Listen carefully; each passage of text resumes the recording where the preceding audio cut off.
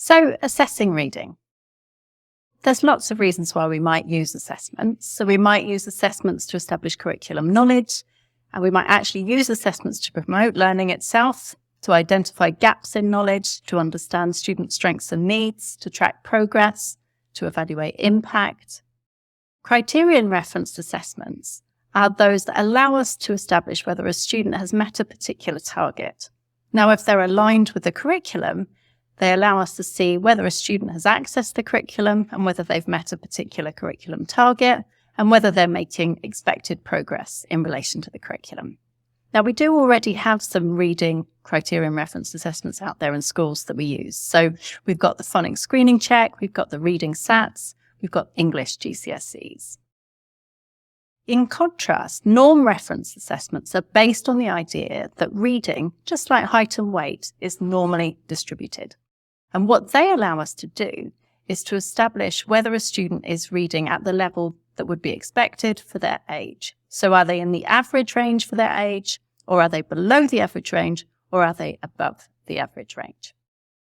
Now, norm-referenced assessments generate reading ages often, but actually those should be treated with caution because they can be a little bit misleading. And one of the reasons for that is that having a reading age of 14 doesn't necessarily mean all that much because there isn't a kind of 14-year-old way of reading. Instead, what we should do is use norm-referenced scores like standard scores, and these behave like IQ scores. Now, norm-referenced scores can be put together with a simple view of reading to identify need and specify need as well. So to work out whether a student has a reading need, and if they do, whether it's to do with word reading, language comprehension, or both. Now, there's two kinds of assessments that are really useful here, and the gold standard approach is to use them together. So what we can do first is we can screen all students to make sure that no student falls through the net. So that tends to be a kind of assessment that students will do at scale, so in big groups to make it really feasible. And that will give us a first indicator of need. But those screening assessments aren't perfect, so it's really important that we follow them up with diagnostic one-to-one assessments where we can confirm that there is a reading need and specify whether that reading need is to do with word reading, language comprehension, or both.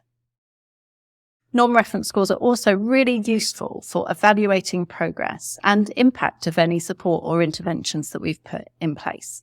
So they allow us to see whether a student is making expected progress, is making less than expected progress, or more than expected progress.